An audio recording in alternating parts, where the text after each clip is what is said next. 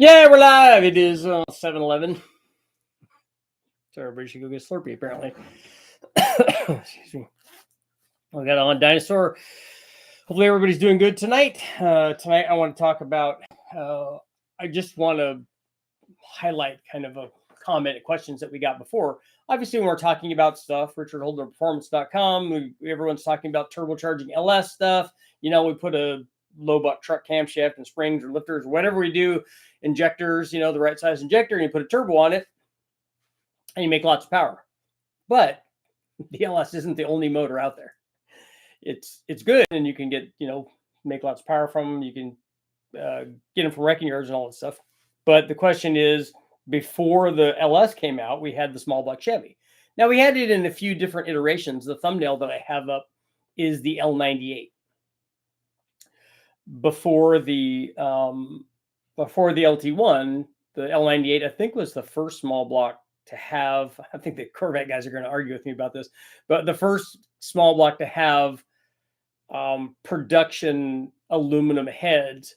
I know that they were offered back on the 283, but I don't know how many they quickly discontinued that because they had made aluminum heads. But I think they were really porous and leaked water and stuff, if I remember the story right. So I think guys would argue that those are technically the first ones, but I don't know of how many of those actually made it into production and whether or not any of those are even driving around. I don't know if they got rid of them before that or if some made it out and then they had to fix them later on. I'm sure they fixed them with iron heads probably. But if somebody knows, Turbo John or Corvette John or one of the guys is a Corvette expert. He knows the history, all that. He knew about the L70 and stuff. So if he wants to chime in, please let me know if you know the history of the aluminum heads on that and what happened to them. But at any rate, they were in such limited production and problematic that when the L98 came about, that's when we saw the advent of kind of the real mass-produced, because they put them in a lot of stuff. After they introduced them on the convertible Corvette, then they started putting them in all of them, at least in the Corvette stuff. And so there was a lot. I say a lot. How many Corvettes did they produce? Not a lot. Not like trucks. But at any rate, we had aluminum-headed small blocks. And then GM actually sold a ton of those over the counter. In fact, I would be interested to know if they sold way more over the counter than they actually sold in production Corvettes. It wouldn't surprise me if they did. So that I would be kind of curious to see that. So if anybody has that information, please let me know.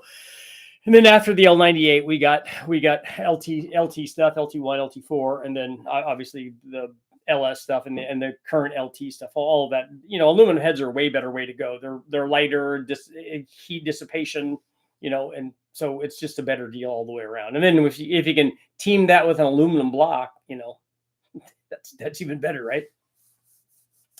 But the question is, okay, what about the original small block stuff? If you're a fan of Gale Banks, for years and years and years, that guy's done more turbocharging than anybody that I know.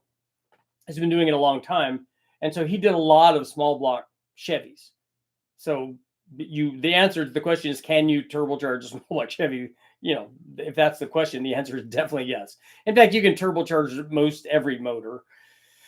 Some of them are more successful. Not that the turbo doesn't do the same thing as in terms of multiplying, as a percentage of the boost relative to, pressure, but we still see gains. Just some of them, like an air-cooled Volkswagen. There's a lot of turbo Volkswagens. But on an air-cooled motor, you're a little bit more limited at how much power you can run, especially sustained and stuff. It gets harder to do.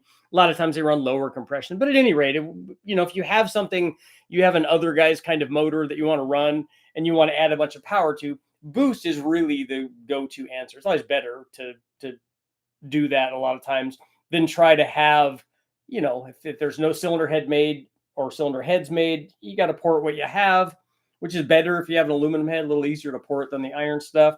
If you don't have cams, you have to get, regrinds done on the factory cores, which can be done. And you got to fiddle around with the valve train a little bit, either push rod lengths or shim them if it's an overhead cam, that kind of thing. And then intake manifolds are usually not too hard to make. On inline stuff, easier, I would argue. On some of the V8 stuff, the LSF is nice because there's no water going through it. But on a small block Chevy, there's water going through it. It's just a little bit more problematic. Not on the LT stuff, because of the way that they did the cooling systems on those.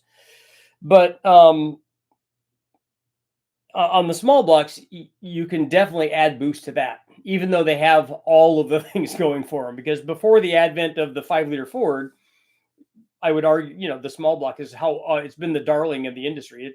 Everybody made everything for that, including boost. So we saw lots of, obviously a ton of blower things, lots of positive displacement blowers, roots blowers of various sizes, small ones and big ones, and then Vortec superchargers and pro chargers and stuff, and torque storms that we have now for all of the small block stuff, and certainly turbos. If you look back at the Gale Bank stuff, they had draw through turbos, they had blow through turbos, they had all kinds of stuff. And then just like I would argue with the 5-liter Ford stuff, the advent of fuel injection with that kind of throttle body and injectors and stuff gave us the ability to put forced induction and made it become, I think, much more commonplace. We saw lots of blower, Mustangs around. And then also the thumbnail that I have up is one of the twin turbos that Jimmy did from HP Performance, a twin turbo setup for an L98 Corvette.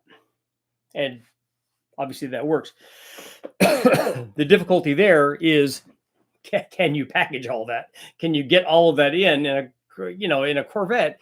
It's not an easy packaging thing. So you got to be able to put the turbos basically where they'll fit, and then route the exhaust over to where they're going to go, and then route the exhaust away from them, and then route the discharge into it. If you look at the Callaway Corvette, that's probably the most famous of all the L98 stuff.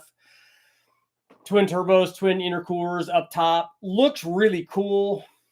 I would argue maybe not ideal good for packaging stuff and visual interpretation, but maybe not ideal for cooling.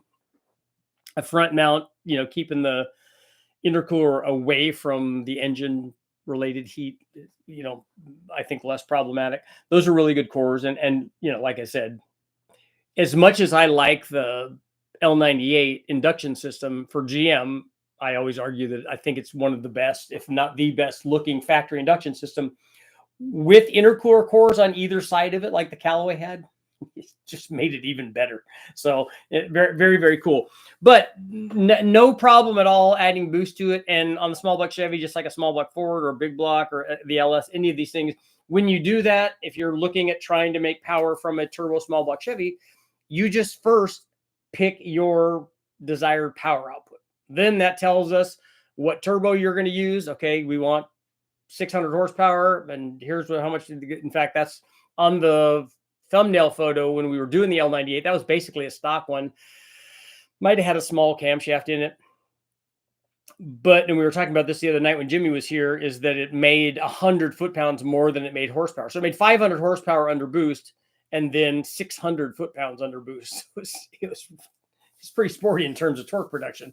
So it did, and that was at fairly low boost. I think that was like 8 pounds or something. It was not very much. So it did good, and they respond in the same way. And on the L98, because of the way that they are from the factory, where they don't make a lot of power because they got long runner manifolds, they're designed to make lots of torque.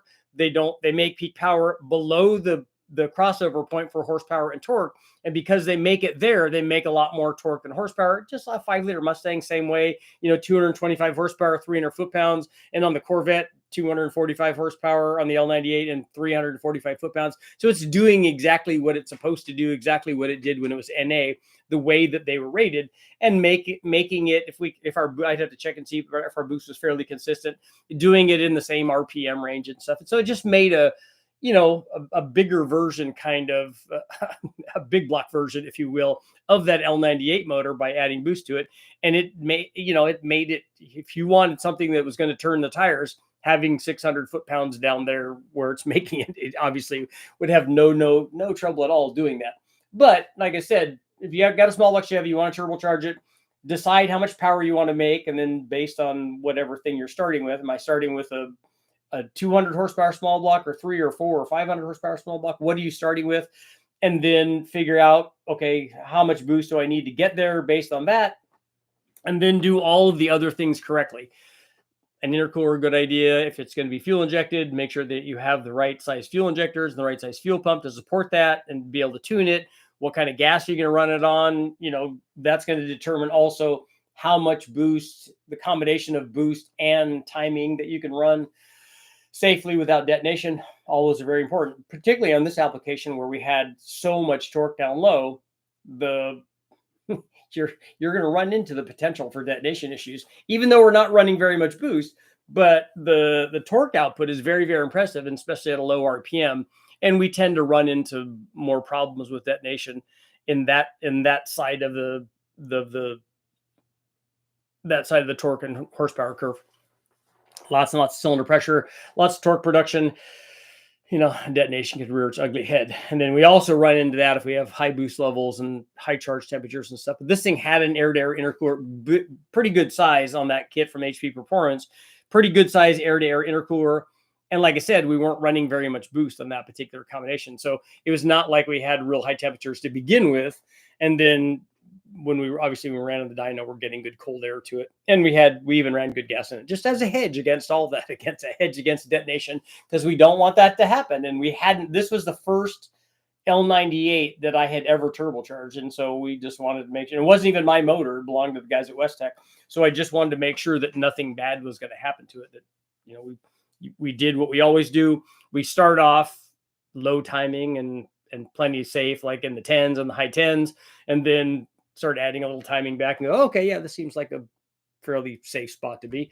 And it all worked out good. So yes, put a turbo, put 2 turbos, decide what you want to do in terms of power output. And then, you know, we do all the same things on the small block that we do on the LS. Head studs, good head gaskets, MLS stuff. If you have that, make sure that aluminum heads are always a good idea. And then the more power you make NA, the more power you make under boost. I just tried to do another stream with our streaming platform and wasn't able to do it. For some reason, it was really, really laggy. And so it wasn't in tune with what I was doing. So I abandoned it and we're just doing a regular one right now. But I had a whole bunch of videos that I had done that I could show you guys, and because we were going to talk about tune port stuff and everything. But sometimes it doesn't always work out. And that's why Jimmy and I did the trial run, and now that seemed to work out perfect. And so I don't understand what the difference is. Probably because I wanted it to happen. Now it's not going to happen. Getaway, Danny, Jordan, Black. What's going on? Cook, Terry. There we go. There again. Yeah, it didn't work out the first time, right? He's no longer a duck. I know. I don't know what was going on StreamYard. Every cam is a turbo cam. Every engine is a turbo engine. That's right. Just turbo the world. Which is better, the Gen 2 LT1 or the LS1? Which is better for what? Which one do you have? Do you like that one better? Gen 2 LT1 has aluminum heads too. Good for making power. Yeah, those are good.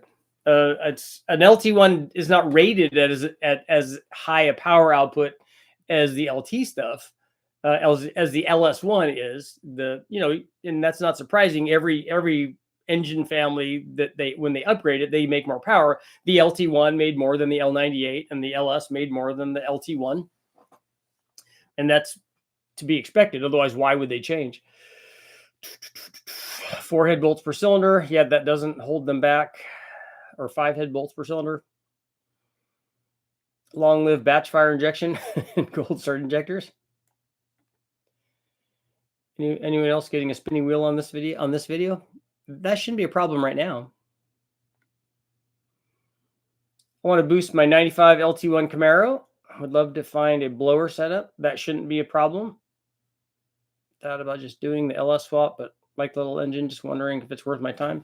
Yeah, there's lots of blowers that you can put on an LT1.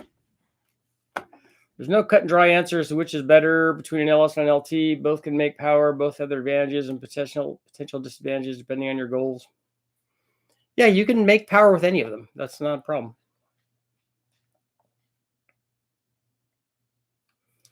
Would love to put together a little 383 LT1 and then put some boost to it.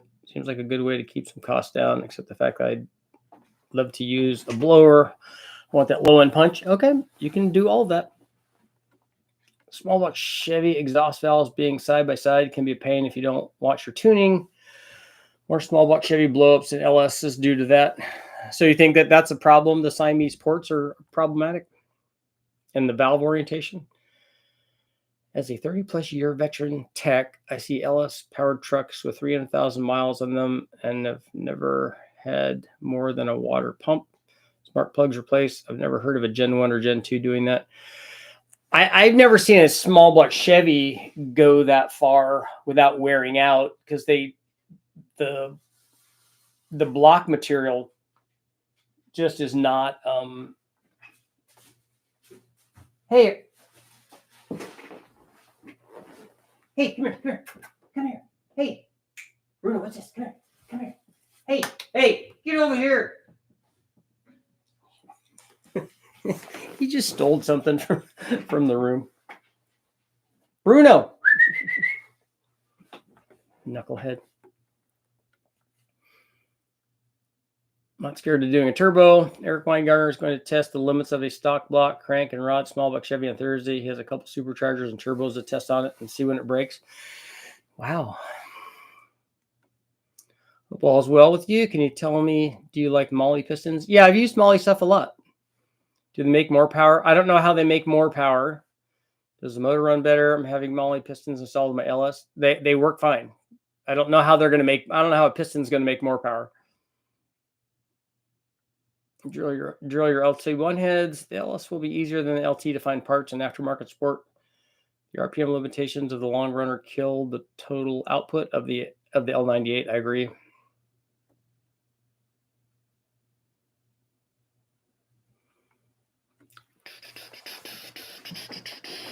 Redrilling a head for the other intake manifold. What it does NA is what's going to do under boost. So would the LS platform not be better than a Gen 1 small block since they make more power? Well, what you have to, you're asking yourself, I think, the wrong question there. You have to ask yourself, what are you trying to achieve? And can you achieve that with the thing that you already have? And even if the other thing is better, if you only want 500 horsepower, it's pretty easy to do with the boosted small block Chevy. Even if you wanted way more than that, pretty easy to do that with the boosted small block Chevy. It's not necessary to go to what could make more power if you're never going to utilize that. Just picking up some options. What size twins would you put on a small block 388? It depends on, I would choose the turbos based on the desired power output.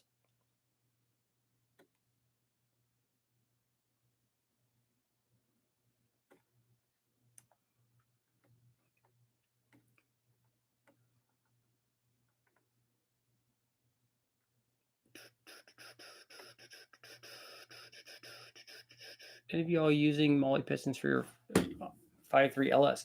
Like I said, I've run Molly pistons on a lot of LS motors, and we like them. We've used them; they work good.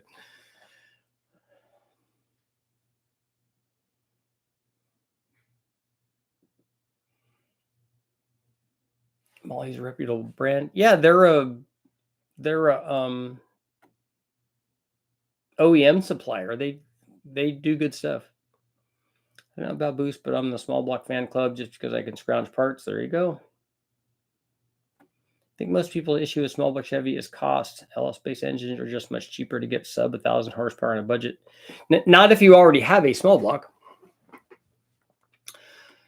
Dodge Ram Magnum, what size turbo? Again, when you're asking for turbo size, you have to tell me what power you want to make.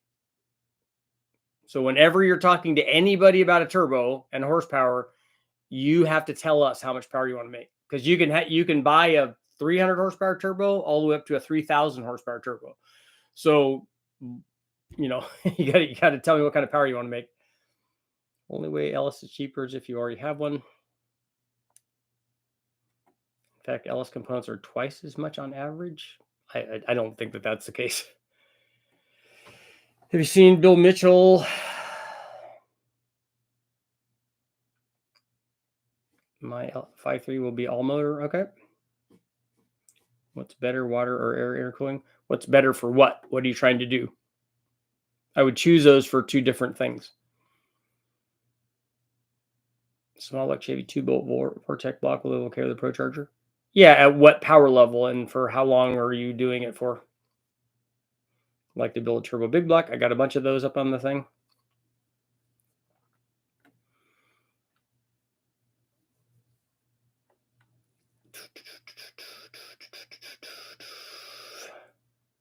I think I spawned that live from our discussion earlier. 472,000 miles towing with a 6-liter L96, 1540, saves LS engines. On a 200 shot, my 1994 Firebird Formula 350 LT1 with stock ass cast heads, carb swap, Lloyd Elliott did 550 horsepower and 860 foot-pounds.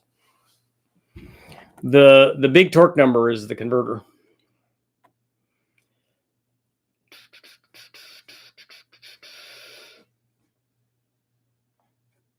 A 472,000 miles LS is boost ready. How much more power could be expected with methanol over 85? I don't know. I'd never run methanol, so I don't know. I don't know that there is a gain, and if there is, I don't know how much it is.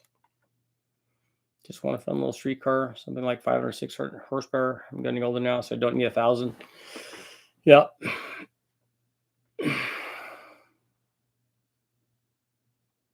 Yeah, they do not believe the threats. He's down there chewing on something that he just stole from either the room or the bathroom or something. I'm going to go down there. I'm sure this is going to be a mess. Should I upgrade ARP headsets and rockers before you do a turbo install? Yes, I agree completely. But if you're taking stock block 8-second cars, dollar for dollar, mod for mod, my opinion would be LS. Okay, everyone gets to pick the thing that they want to pick. I think out of the box stuff like LS timing control is a huge advantage, as well as good factory EFI intake manifolds. There's no factory small block Chevy intake manifold that's as good as the LS intake manifolds. In fact, I would argue about whether or not there are aftermarket intake manifolds that are as good as the factory like LS3 intake manifold. I think the 6.2 is the best bang for the buck. NA Richard 6.2 test that made 600 horsepower with stock ported heads is proof. A 6.2 is not the best bang for the buck unless you already have that. If you have to buy a 6.2, it's not cheap. Bruno came in. I know, and he didn't even listen. He motored down the stairs. Stock bottom end LS1 build on E85. Would you recommend fully ported valve job 706 heads or set ported 243s for extra compression? How much camshaft are you putting in this thing? And what intake and like what kind of power level are you trying to run it at?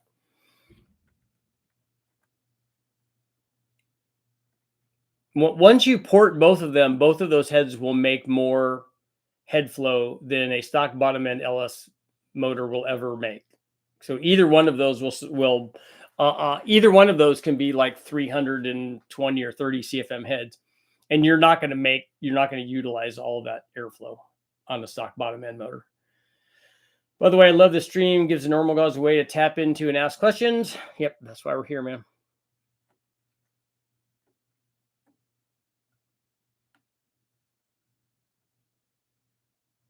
Yes, Gregory, go ahead and gap your rings now.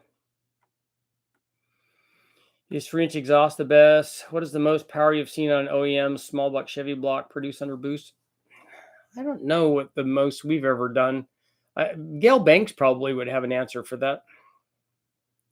Do we get a poll? I don't know. I'm still deciding.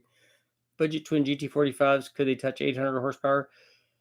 A single GT45 on the right motor could touch 800 horsepower. Twins could do 1500. Trans brake, I was able to cut a 133 60 foot. Nice. It's not going to, Gregory, the gap is not going to hurt you. Is a 355 with a GT45 capable of 650? Yes. Danny, you have methanol, but not D85. Okay. Methanol is not going to hurt you, so it can only help you. And if you have it available, then you could use that. Plus, it's definitely going to have enough octane and stuff, and it's going to have cooling. The new River Rescue dog got caught stealing duck eggs. Uh-oh. What's your opinion on SB 2.2? The small block Chevy ones? How well do you think a fast 92 will hold up to 20 pounds without any problem at all? We've run way more than that. LS4 Fiero, what's the best way to get in contact with you for an email? Well, this is the best way to get in contact with me, what you're doing right here. If you have a question, you should ask it right here and right now. This is the best way.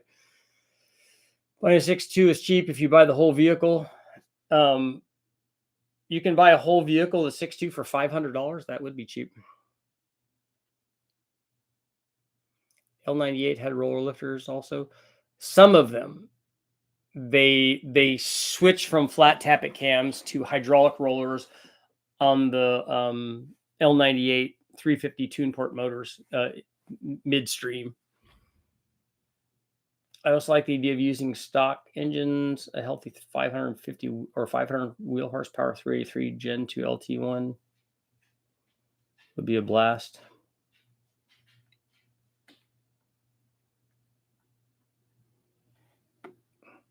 Not sure what the prices are elsewhere. In Michigan, 6.2s go for $1,500 to $2,000.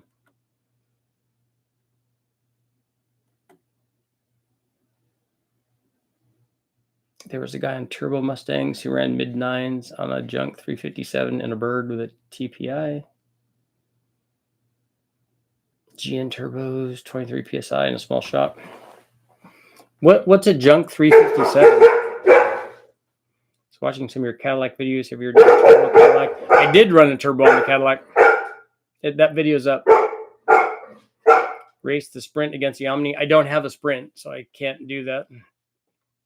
Our stock Gen 1 bottom ends as strong as a stock LS bottom end? I don't think so. I've never seen anybody do a stock bottom end small block Chevy that's done 1,500. Hey, dogs. It's not an emergency. It's just a cat. Or a raccoon or something. Richard, you should settle the decade debate of rod to crank ratio. So you're wanting me to put together a longer rod motor or something?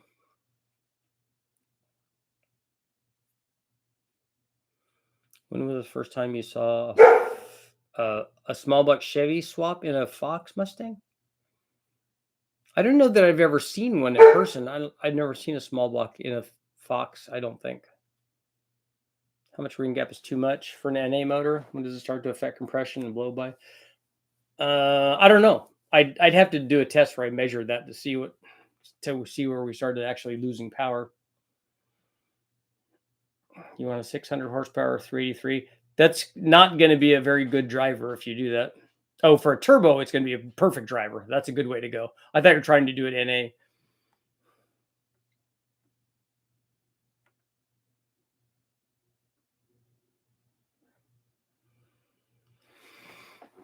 $600 horsepower and a 383. A GT45 would be a good turbo there.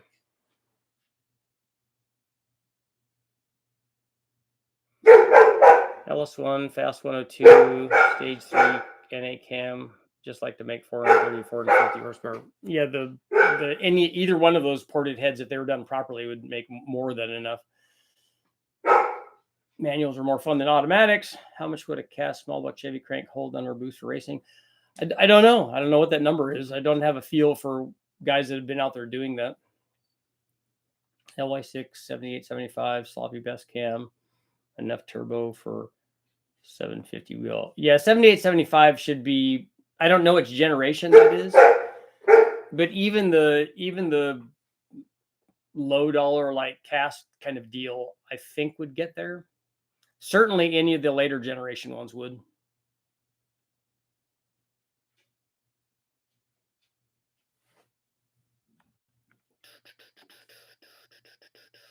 $40 over $350 with a sleeve in the block. Dude literally garden hosed it and put gaskets on it. $882 or similar heads. Yeah, those are terrible heads. No flow and big combustion chambers. Will you doing a shootout testing the limits of a small block Chevy on boost? Nope. I don't plan on it.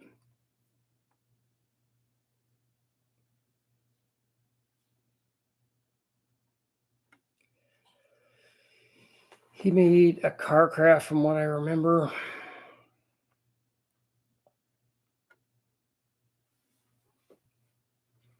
$359 horsepower. What lift duration average is Brian Tooley good for Dodge camshaft? I don't know what you're asking. Had a Gen 2 LT1 and an SN95. Our dog bone that once. Our dog done that once to a cat. Cat smacked him real good. He doesn't bark at it anymore. Remote oil systems for turbos. I don't know what you mean by remote. Do you mean a dedicated turbo oil system for the turbo? I don't know of many people that do that. And if you're doing a remote filter or oil cooler things, those all can be done, but it's not necessary for turbo. In manual drag racing, is more torque under the curve and less top end more beneficial than the opposite? I don't know. I'd have to look at. You'd have to look very specifically at what your average RPM is. You just have the Sprint engine. Yeah, I have 2 of them, but I don't have the car. The car was stolen. Lots of guys saying changing rod crank gains 10 to 15 horsepower depending on the motor. I would say changing the crankshaft definitely can add power because you're changing the displacement. So if you change the displacement, you can definitely change the power output. If you change just the rod length, which doesn't change the displacement, one of those things makes a big difference. The other one might not make any difference. I'm interested in seeing how much power Eric's small block will handle.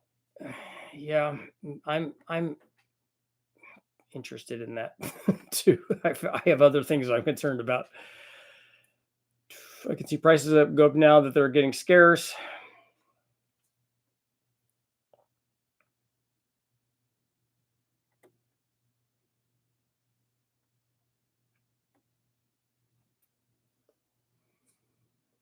One's 1050s, 127.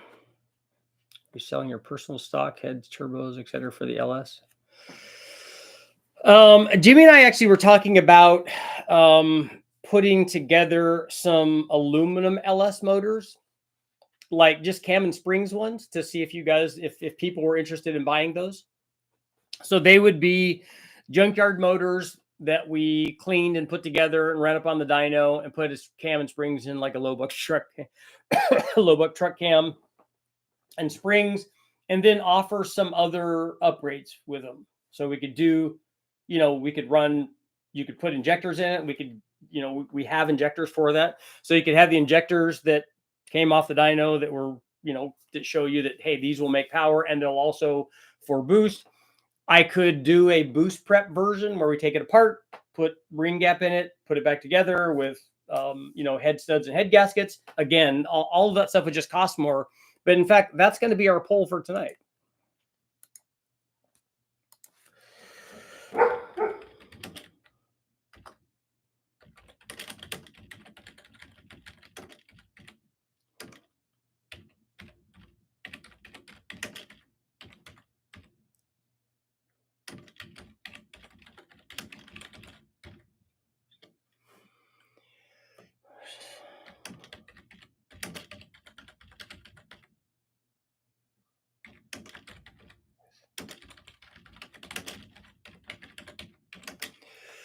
Okay, would you be interested in aluminum 5.3 liter complete motors, dyno verified with possible upgrades, as I talked about earlier?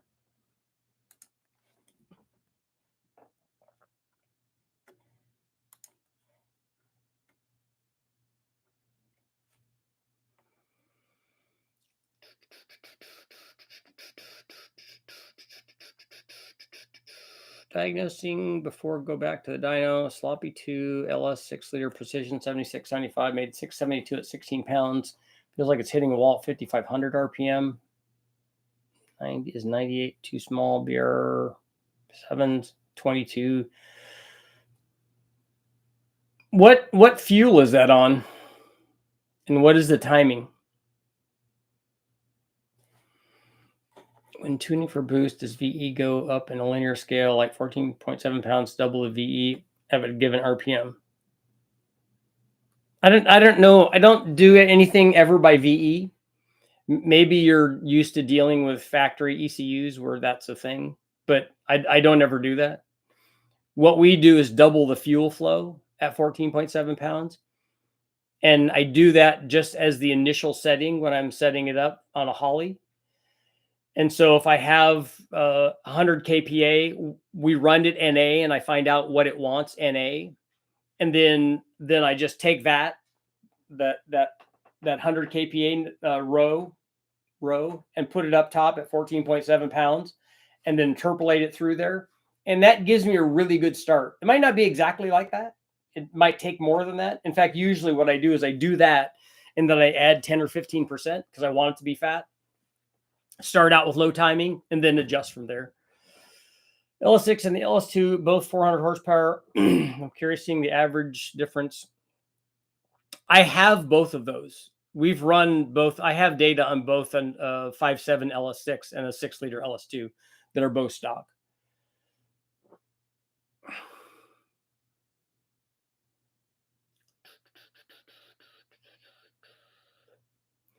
Richard, glad I caught you live.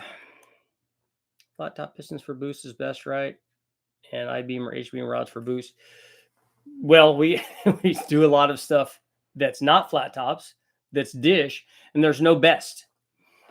There's whatever you have, and it's NA, and then you add boost to that. Stick the Sprint in a Festiva. How much horsepower do you think a pair of whole set H1Cs are capable of making? I don't know. I don't know what the flow rate of that turbo is. I'm not that familiar with it.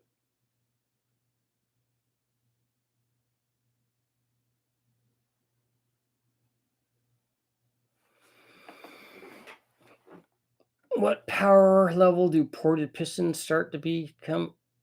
Are you talking about gas ported pistons?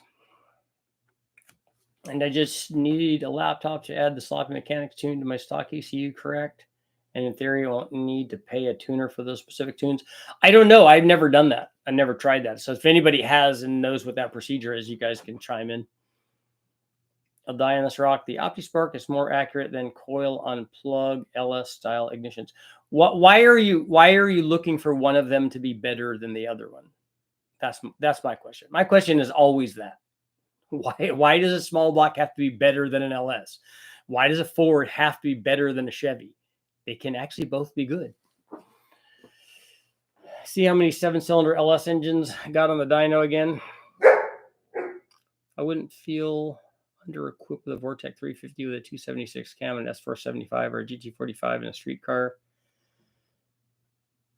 Yeah, with either one of those turbos, you're going to make a lot of power.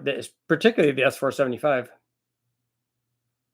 Remote, meaning stand oiling system just for turbo. Does the oil pressure need to adjust with RPM? Yeah, I don't know why you're wanting to make an oiling system just for the turbo. I don't think that that's a good idea. I think you should. There's a reason that oiling systems that you just plumb off of the factory oiling system, why 99% of them are like that. With too small of a back housing, you mean a tight, too small of a hot side that you're talking about? Feel like a rev limiter? No, it wouldn't. If you look at what we did on the big block Chevy with the GT45, that's a perfect example. It just, the boost falls off and the power falls off. Have you ever used the SEC Vulcan head ring, cut ring head gaskets on a small block Chevy? I have not. I've never used the Felpro wire lock deals on the small block Fords either that guys were using back in the day.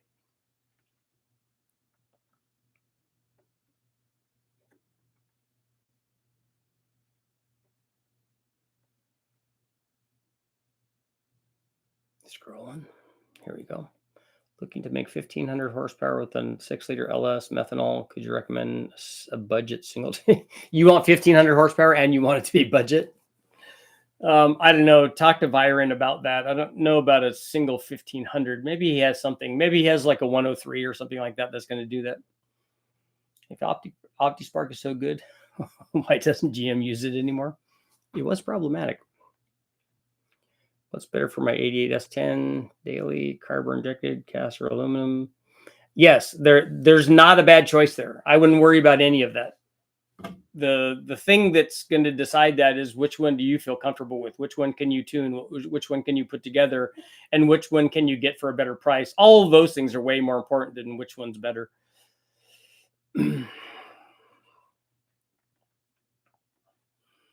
Is a poll asking if we want that for sale on your website? Yeah, are you interested in that? Or might you be interested in that? I doubt the people here would be, but I wonder if other people would be.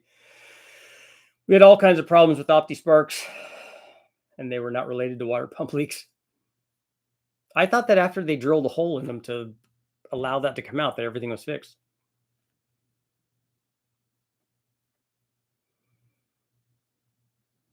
If I were LSing, it is a cool offer. Price shipping first is my advice. I thought about an LS3, but ended up with an L99. It wasn't until the motor was fully installed in the chassis that I realized it. My Terminator X had no VVT control. Will it work? Does anybody know? And on your L99, does your L99 have the LS3 intake manifold on it? Slow leak in the radiator. Uh-oh.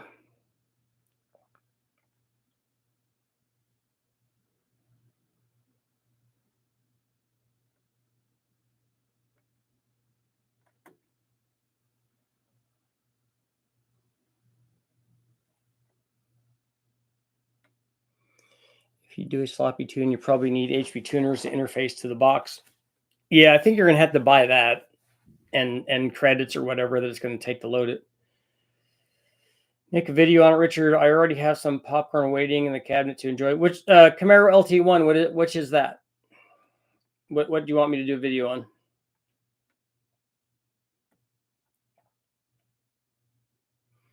Are aluminum LT53 motors worth that much more versus the Gen 353 Vortec in the sense of doing a swap? For me, it'd be worth way less because it's going to be way more problematic being a direct injected motor. E85 map timing shows 15.3 at 200 or 14.5 at 13. I don't know what that is. If you have an H1C, you can get an H1E. Okay, it's got some whole set information for you. The crank trigger on LS is Hall effect. There's a learning curve when attempting to tune a factory ECU. He's telling you lots of good guys to go to. You'll need an OBDX Pro to connect laptop to bench harness or OBD port. Oh, the LS6 versus LS2 video. James is saying that tuning the factory ECUs with boost can be tricky. We want to see dyno video of the Trail 90. Can we get a dyno that only reads to 4 horsepower or something, or 3 horsepower at the tire? How could a distributor driven off a cam via a sloppy chain be more accurate than a crank trigger ignition? What about a rear mount turbo on the same 95 LT1 Camaro? Would you still suggest a GT45? Yeah, I don't think that the position is going to change that. If you want something that's going to be more responsive because you're rear mounting it, then you could go with a smaller one or maybe a tighter hot side on the GT45. But the flow rate of the turbo is going to remain the same. The L99 does have an LS3. Okay. If I already have a stock PCM harness, is it worth switching to Holley ECU when using 6L80? I have 0 tuning experience. I don't have any tuning experience with what you're talking about, so I'm the wrong guy. James is probably a good guy to ask about this stuff.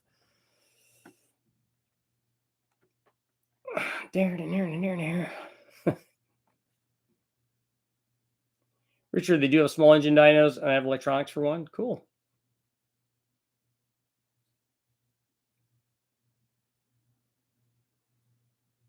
L90. I knew an L99 came in the automatics.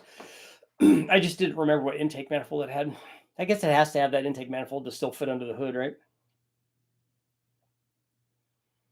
I don't think that the Holley will control the 6L80.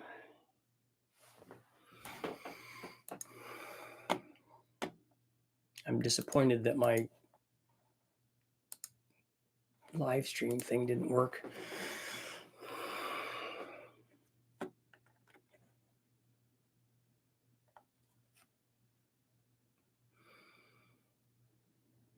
I don't think West Tech would want small engine dyno. No, they're not. They got all the dynos they can use. I haven't been down there since they've moved out to the other side of the building.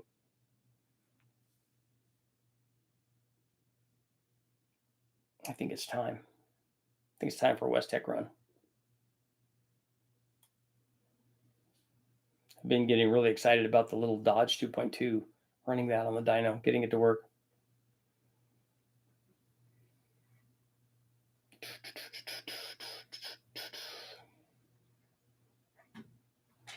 Hi, why don't you go get what you brought down there? Where is that? You better go get that. Huh? You better not have eaten that. That would strike you.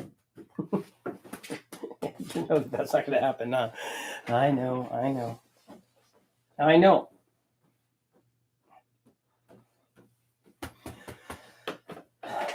We just don't want you to have trouble going to the bathroom if you ate a bunch of plastic, like you do when you eat socks when you were a puppy.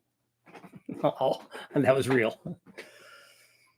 Holly Terminator Max will control the 4L80. Don't know about the 6L80.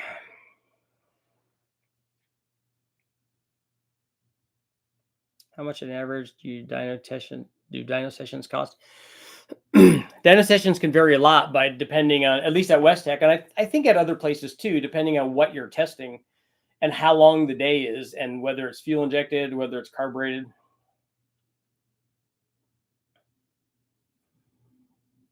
Which camshaft would be the best for, what is that? MPG and towing for a stock Tahoe? Probably the stock one. If what you're interested in is fuel mileage and towing, probably the stock one. If you want more performance, there are other camshafts, but honestly, that's what I would pick. I had one of the 2.2 cars brought to me with split fire plugs. Holes burnt in the cylinder hole. That's not good.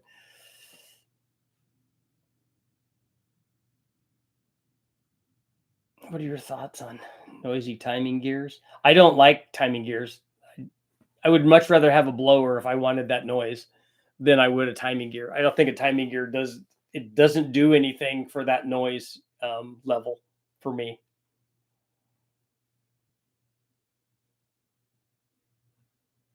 14 degrees of timing at 16 psi. Is that is that at the horsepower peak or is it the torque peak? And what fuel is that on? What rockers would you recommend for boost? The stock ones?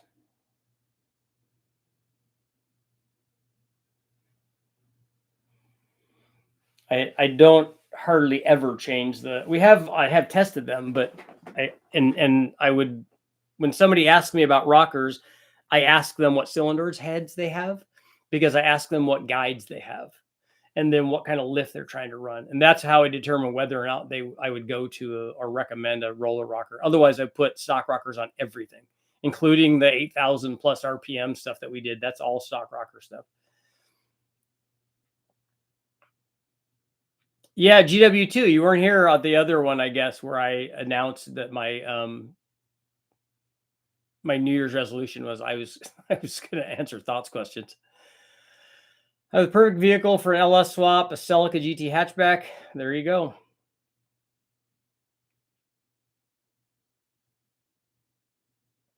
Cadillac Northstar V8 swapped into a Fiero. Yes. For heads, the NA would be stock 317s, but the boost engine would have a set of AFR heads, for example. I like powdered metal guides and everything. I know it's a whole new world, right?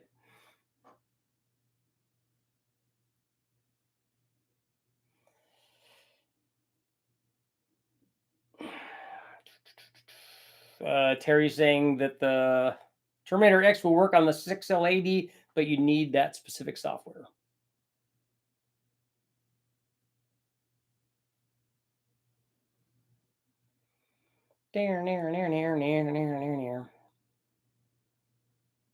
We have a couple more minutes. Well, Bruno's up here, so he's laying down. Hopefully they didn't eat whatever they took down there.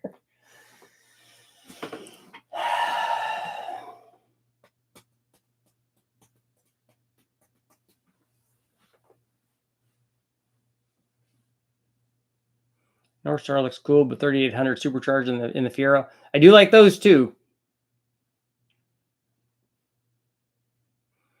I saw a timing gear set once after it was used, and it was visibly worn. Yeah, no, that's a hard pass for me. Where does the metal go? Exactly. It all falls down and rests harmlessly in the oil pan. It doesn't do that.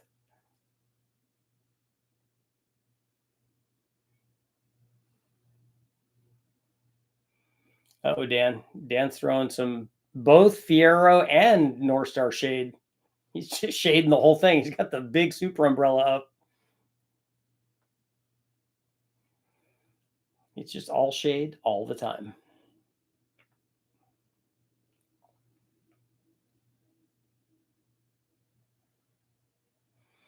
I don't have any experience with the North Star, but I do like Fieros. I especially like when they pop wheelies.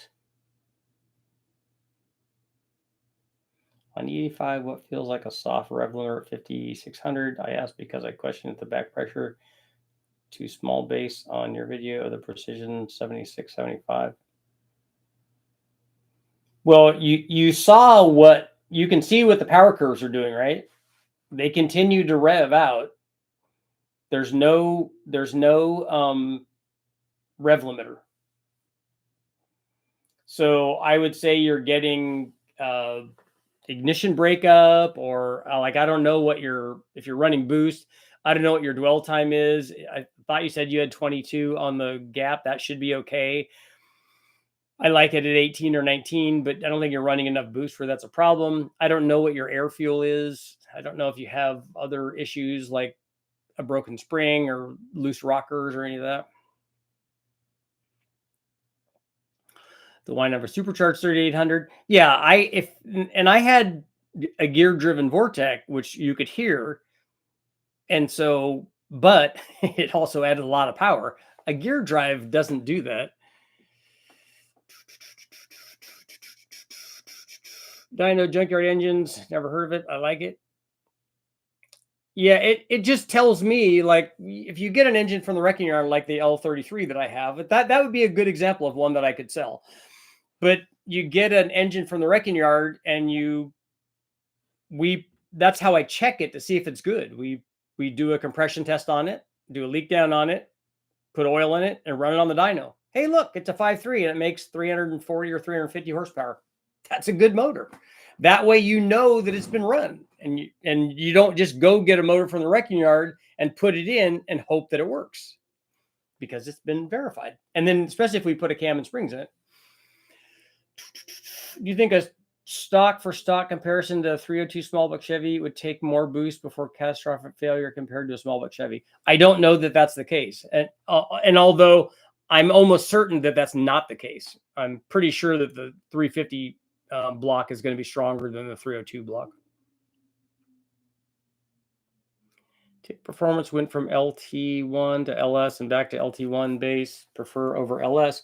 And that's fine, but that has nothing to do with what the marketplace is.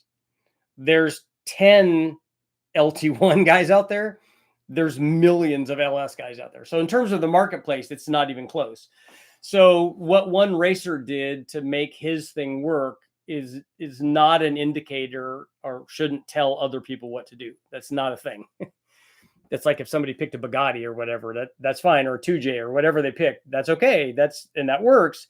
That doesn't mean that that's the best thing, that everybody should be doing that. The market already has dictated that the LS right now is the darling of the industry. The LS market is bigger than most all the other markets combined, if that gives you any idea.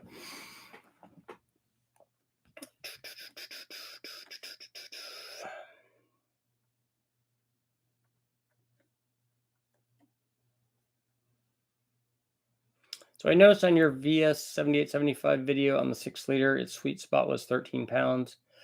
I don't know how you can determine that. I don't know how you can make that statement.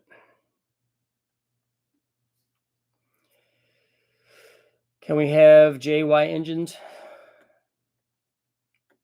Do you like gear drive or double roller timing chains below 600 horsepower? I don't ever use gear drives on anything.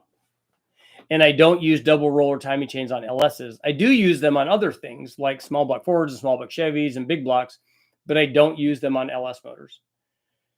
Do you have any ROM costs on what aluminum 5.3 package costs? What is ROM? Have you tested any Pro Chargers with a sniper? I have not.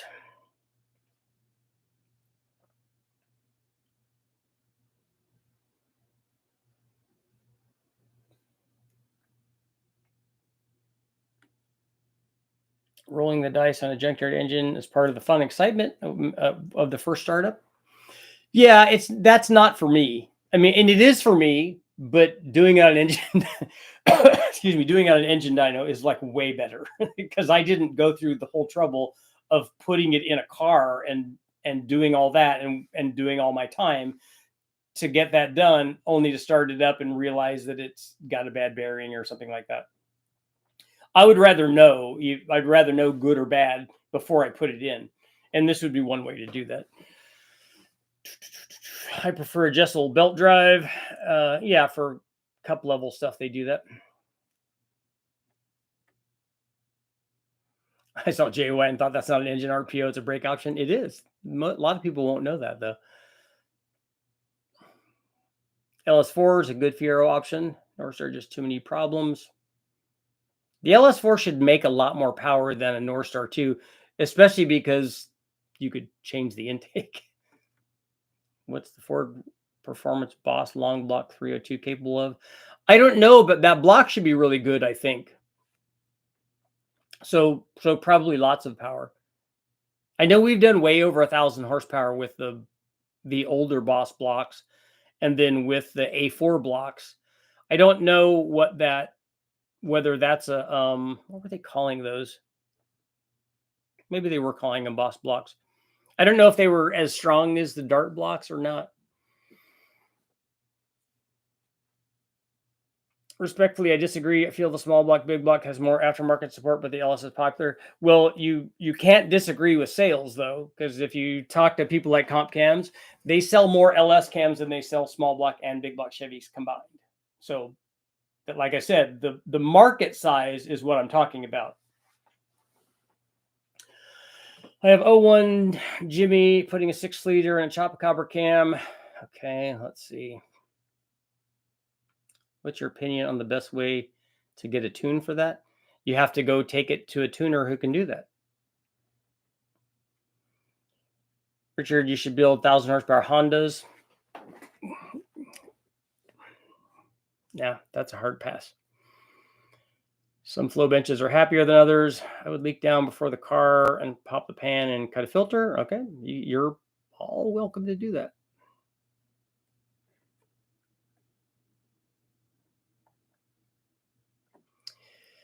Whoever was asking about 6L80 transmissions, coming from a transmission guy that literally builds transmissions every day, please do not use a 6L80 on anything except for stock.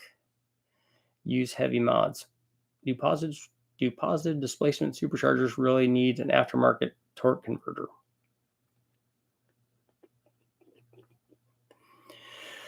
I don't know why those would go together. Maybe you would have. See, I don't know if having way more low speed power is going to change the stall speed of the stock converter dramatically. I don't think that's a thing. I've seen lots of guys do blower upgrades on Camaros and Mustangs and stuff that are automatic equipped, and I haven't seen them change the converter. So if anybody can chime in there, let me know what they think.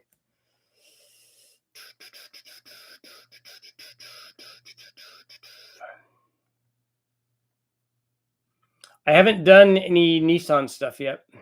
Not the L28 anyways.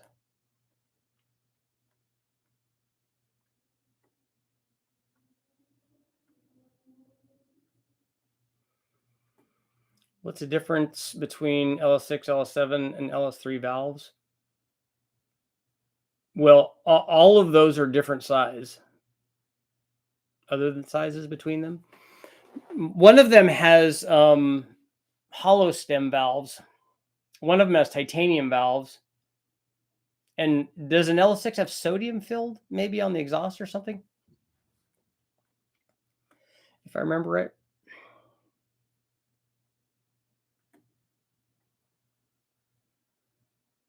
I don't like the price tag on good small book Chevy heads to keep up with an LS. Yeah, there's not anything on a stock Chevy that's going to do what stock LS stuff does. You do need really good sets of heads, like an airflow research head or something.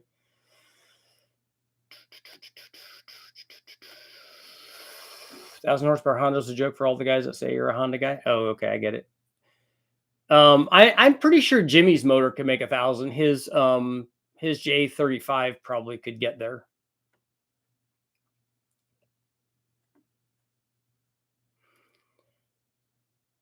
Is it possible to run too stiff of a valve spring? Yeah, you can create problems with too much valve spring pressure. You definitely can hurt the lifter if you do that. I've put a Circle D stage 7 or whatever they call it in. You don't like any of those converters?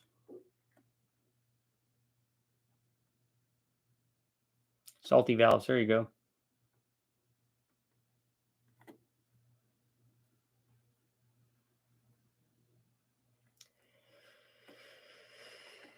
You can leave torque management in place. So 79% may be interested in aluminum stuff. Okay. I wanted it to be 100, but we don't get that ever. But on that note, it is time to go. I will see you guys all tomorrow. I gotta go find out what kind of chaos Bruno has created now.